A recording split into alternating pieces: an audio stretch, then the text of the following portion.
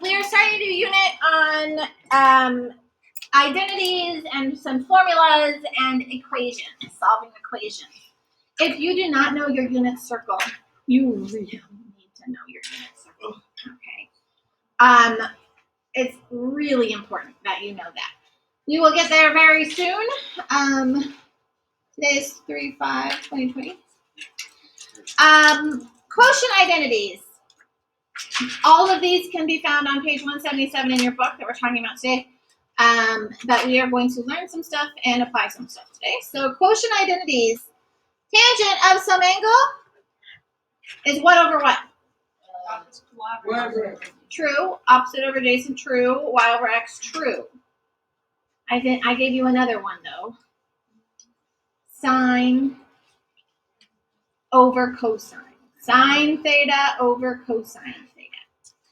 Sine over cosine. If tangent of theta is also equal to sine over cosine, then cotangent of theta is cosine over sine. Okay. I always remember cotangent better just because cotangent starts with a C, so I'm going to put the C on top. Cosine over sine. Okay. Tangent's not. We also have reciprocal identities.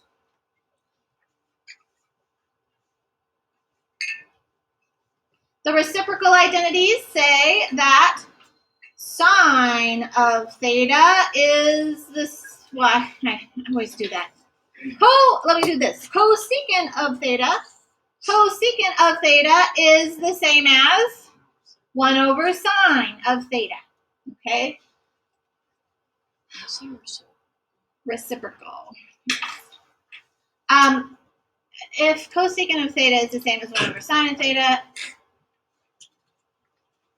do you think that we can say sine of theta is the same as 1 over cosecant of theta? Yes, you can. All right. They just flip-flop. And if you wanted to, like, multiply by sine over here and then divide by cosecant, you can see they just switch a root. Okay. Trade places. All right. So if we know that secant of theta is 1 over cosine, what can we say about cosine of theta?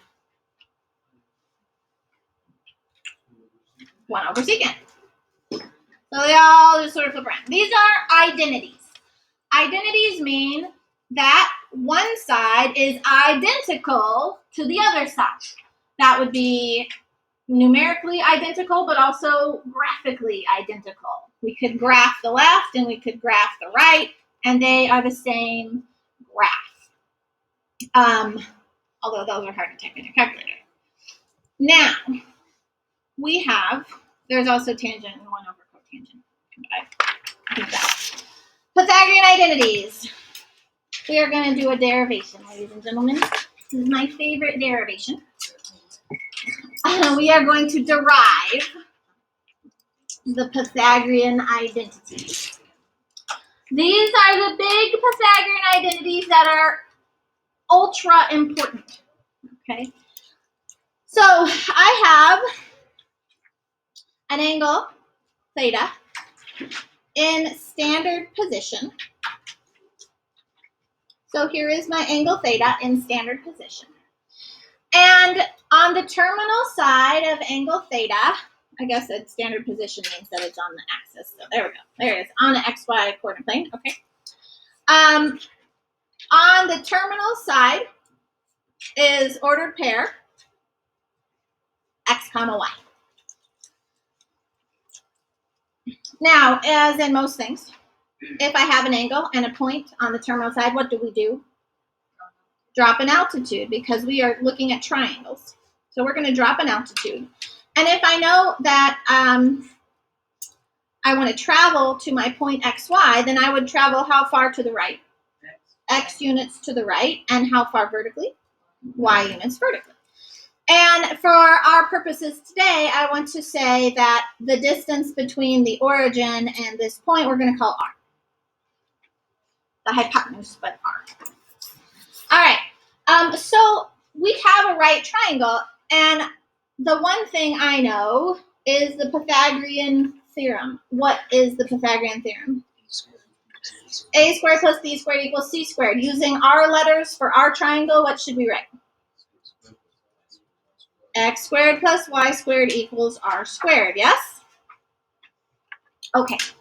Now, one thing that we just love doing in math is making things equivalent to 1, all right? Because 1 is such a nice number. That and 0 is we really love. So what I'm going to do is I am going to divide through my entire equation by R squared. Am I allowed to do that? Yeah, divide the whole left side by R squared and the whole right side by R squared. All right, well, let's see. What is R squared divided by itself? 1, okay. And if I have Y squared over R squared, is it safe to say that that would be Y over R quantity squared? Yes. What does that mean, Y over R quantity squared? That it's Y over R times Y over R, which would be Y squared over R squared. So is that safe to do? Yeah? Okay, good. All right, and if I have X squared over R squared, then I could write that as X over R quantity squared. Okay, great. You're with me so far? Okay. All right, well, now that we've gotten this far, I'm looking at a ratio of two numbers. I'm looking at the ratio of X to R, which I could give some very special labels to because I have this angle theta that I know. And if I'm looking from angle theta, then this side gets the label of hypotenuse, and X would get the label adjacent, and Y would get the label opposite. And so if I'm looking at X over R, that's adjacent over hypotenuse, which is also the same as cosine according to angle theta. Okay, cosine according to angle theta is the same as X over R. Okay? So now I have a ratio of two numbers, and this time it's Y over R. Y over R is opposite over hypotenuse, also known as sine according to angle theta, which is now squared. Okay, you with me so far? Yeah, pretty good, right? It's not too bad. Okay, so this is notation, cosine of theta quantity squared. We are squaring the entire cosine function. We are not simply squaring the theta. That's very different, okay? So here we have cosine of theta squared and cosine of theta quantity squared. Two very different things. They are not the same, okay? Now, when we have this notation where we're squaring the entire function, because math people are we're just lazy. We said we want to create a new notation so that we don't have to write so many damn parentheses, okay? And so we do this. We say cosine squared of theta. And that squared says we're squaring the entire function, the whole thing. And so this is sine squared of theta equals 1. This is our first Pythagorean identity. This is the big guy. Cosine squared theta plus sine squared theta equals 1. This is the one you must memorize because I have no funny saying, no special trick, no stupid rule to remember it. But cosine squared plus sine squared equals 1. Okay? Now, we can derive the other two from this big guy here. So I'm going to start. Oh, I'm sorry. Before I go on. This is a nice form. It says that the left-hand side is exactly equal to 1. Kind of weird, okay?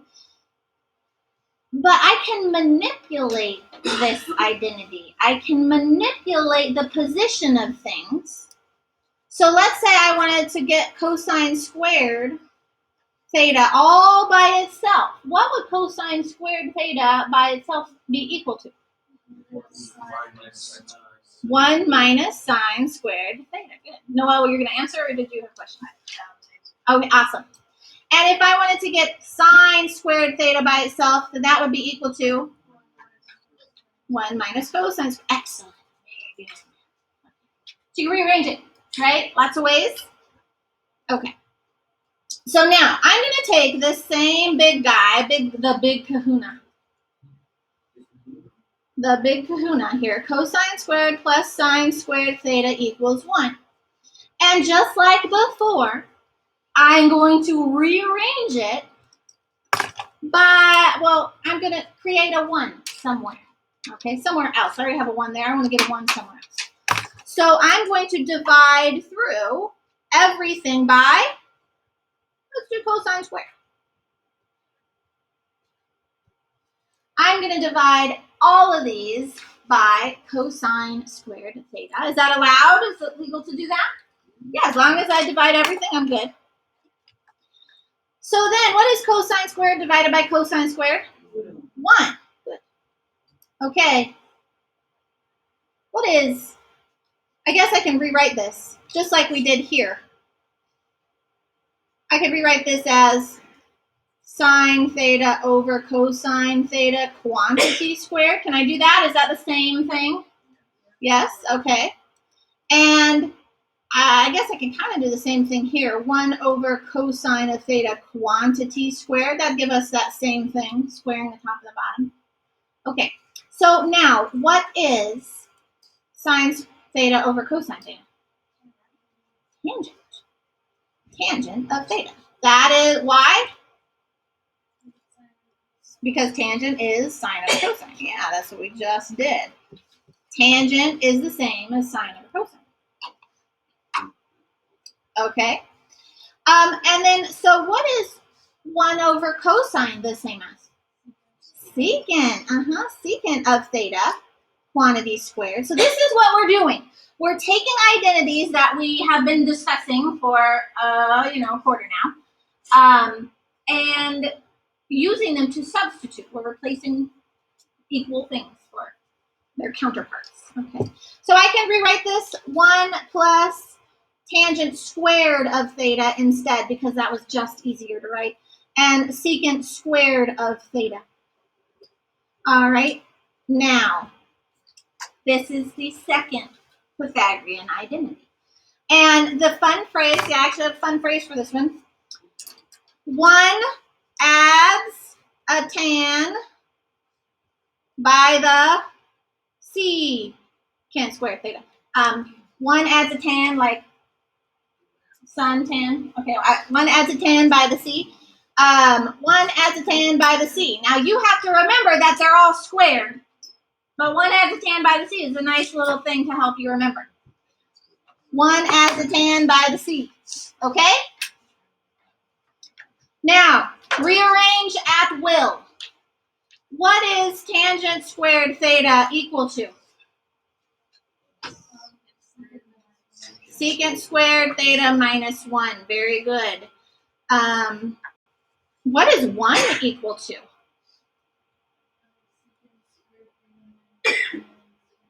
Good. Secant squared theta minus tangent squared theta. Very good. So you can rearrange all these terms however you want.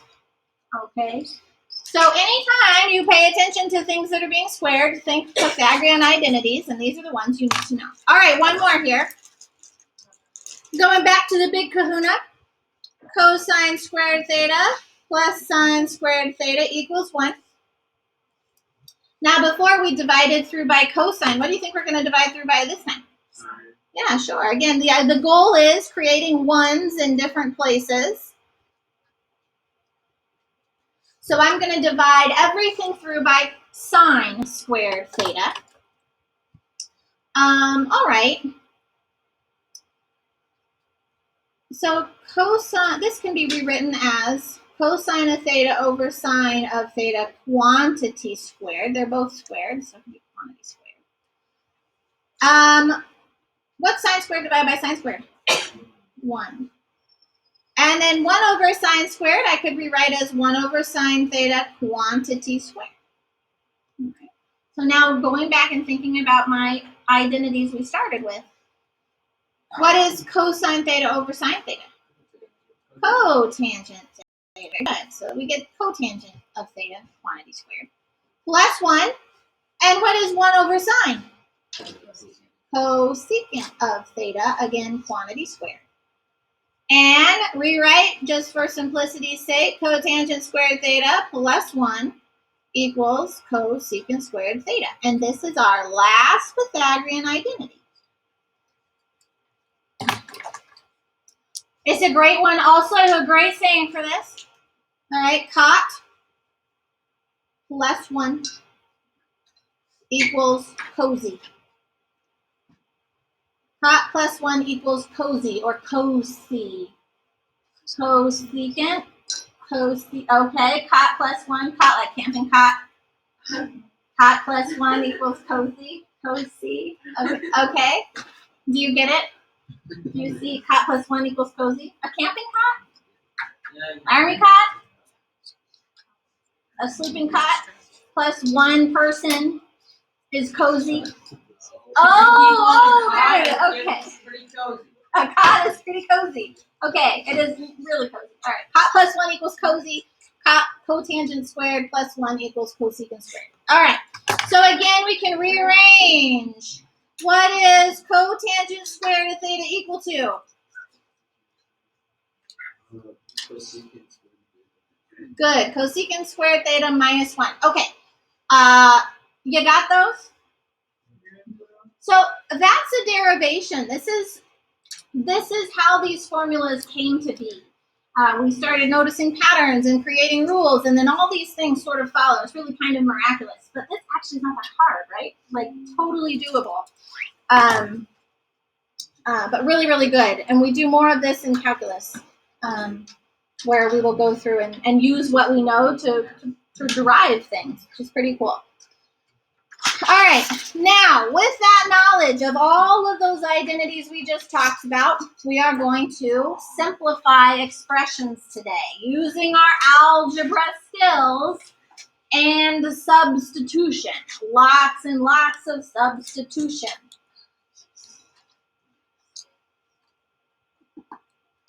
Rewrite using sine and cosine, then simplify to a single term.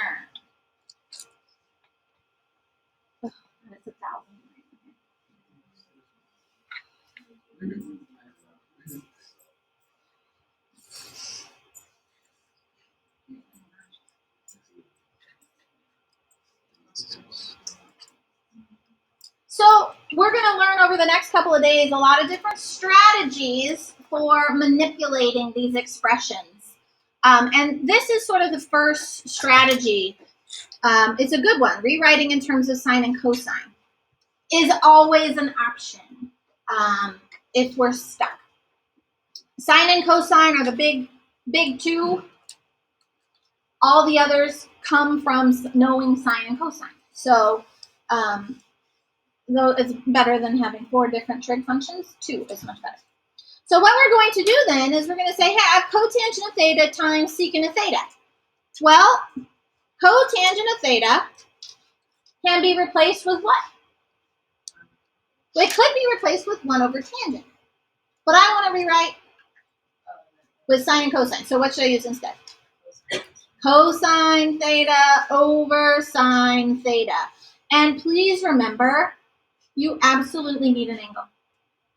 Cosine without an angle is meaningless. Sine without an angle means nothing. Okay. All right. And then secant of theta can be replaced with 1 over cosine of theta. Now we are multiplying 2 fractions. How do you multiply fractions? Straight across. You can cross reduce. You really want to cross reduce now? You guys are there already. Can we cross reduce? Yeah, okay. So cosine on top and cosine on bottom reduces. Okay. All right, and what are we left with then? 1 over sine of theta. All right, cool. This is a great answer. What is it equivalent to? Cosecant of theta. Either one of these two would be great. I do say a single term. Either one is a single term, but I like this one. Why do I like that one? It's just more compact. Okay, so I like it better. Okay. All right, letter B. It says multiply, then simplify. The problem with trigonometric expressions is that there's about a billion different ways to do them, okay? So when I put the directions multiply, then simplify, but I actually don't want to do that.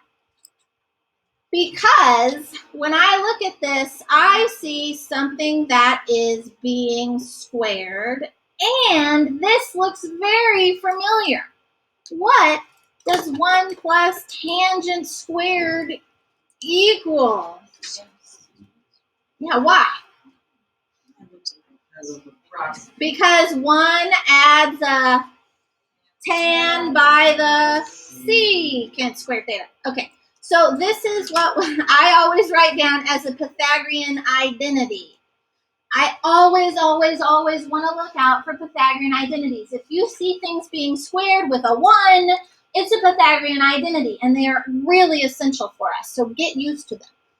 1 adds a tan by the secant squared theta and tangent squared theta, okay? That's our identity. So what can we replace 1 plus tangent squared with? Secant. It's equal to secant squared of x, in this case of x. So that is, now I have cosine squared of x times secant squared of x. And now I'm thinking, hey, I'm going to go back to what it told me to do originally, which was rewrite in terms of sine and cosine. Do I need to change cosine squared? No, that one's good because it's already in terms of cosine. All right. So what can we do with secant squared of x? 1 over cosine squared of x. All right? You good so far?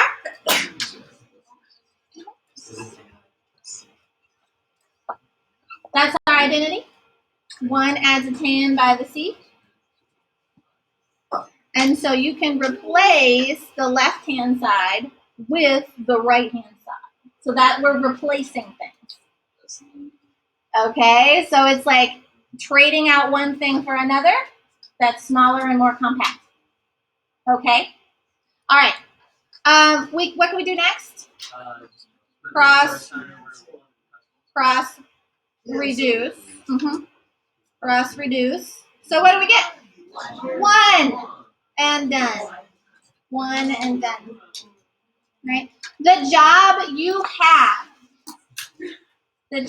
have is to convince me that you know how to do this, to communicate to somebody else, yours truly, that you did everything properly, following algebra rules. Okay, common denominators, multiplying fractions, it all goes back to elementary school now.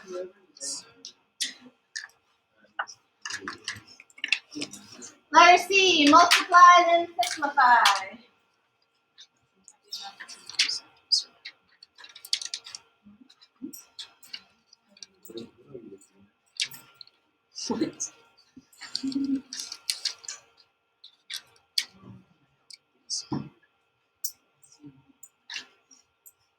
Multiply then simplify. This is cosecant. Oh, what's this letter? Have we seen her before? It's actually alpha. Alpha. It's Greek. This is the lowercase alpha.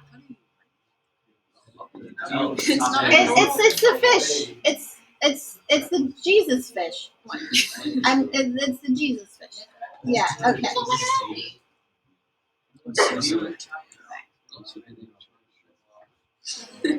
All right. What do you see? Distribute. Yeah, FOIL. This is x minus 1 times x plus 1. In algebra, what do we do when we see x minus 1, x plus 1? What does that equal? X squared minus 1. So if I draw a fish, are you gonna What happens with the outside and the inside terms? They cancel out. It's the same thing. It's just instead of x, we got cosecant of alpha minus 1, cosecant of alpha plus 1. So we distribute. Cosecant of alpha times cosecant of alpha is cosecant squared alpha. The outside, I'm going to show this only once, and you never have to do this again. But in notes, I want it in. Cosecant of alpha times 1 is cosecant of alpha. And we're going to distribute the negative. Negative 1 times cosecant of alpha is negative cosecant of alpha. And last times last is negative 1. So what happens with the O and the I? Positive cosecant and negative cosecant cancel out. O and the I, outside and inside matters. And we're left with cosecant squared of alpha minus 1. And what bells are ringing in your brain right now because you see something that is being squared with a 1. You're thinking Pythagorean identity. Pythagorean identity. Which Pythagorean identity do we know that uses cosecant? Cot plus 1 equals cosecant. Cot, cotangent squared theta plus 1 equals cosecant squared theta. Very good. Love that phrase, cot plus 1. So let's see. What we have here does not match what I have in green, so I need to do a little rearranging. I need it to look like cosecant squared theta minus 1. Subtract the 1 over. So cosecant squared theta minus 1 is equal to cotangent squared theta. So what am I going to replace cosecant squared alpha minus 1 with?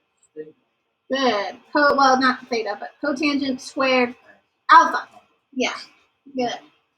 Whatever the letter is. Good? You got that? That's it? Yeah, that's good. What the heck is alpha? Alpha, beta, gamma, delta, epsilon. Yeah, but what is it? A. Why can't we just use A? You can. I don't care what the relation is. Okay. Chicken. Okay. Add. We have cosine of x over 1 minus sine of x plus 1 plus sine x over cosine of x. Looks complicated, but ladies and gentlemen, adding fractions. All it is, adding fractions. What do you need in order to add fractions? Common denominator, okay? Common denominator. So I love this. We have two denominators here. I have the denominator of 1 minus sine of x. And I have the denominator of cosine of x. They need to be the same. So what do I need to multiply the first fraction by? Cosine of x on top and bottom. Can I just multiply to the top? No, that would be illegal. Why do I have to multiply top and bottom? What are we multiplying if we multiply it by top and bottom? 1. 1. Cosine over cosine is the same as what? 1. Okay, we're multiplying effectively by 1. So it's not changing the value of this thing that I'm starting with. It's just looking different. My second fraction. What does it need? 1 minus sine of x on top and bottom. I encourage you to smush it in. Smush it. Dun, dun, dun, dun, dun, dun, dun. Okay. So, in the denominator, most times I'm going to leave things in factored form. Cosine of x times 1 minus sine of x. I like leaving things factored because if they're factored, then I can reduce. Yeah. Okay, thanks. And what is this numerator? Cosine squared x. Good. And then we have a giant plus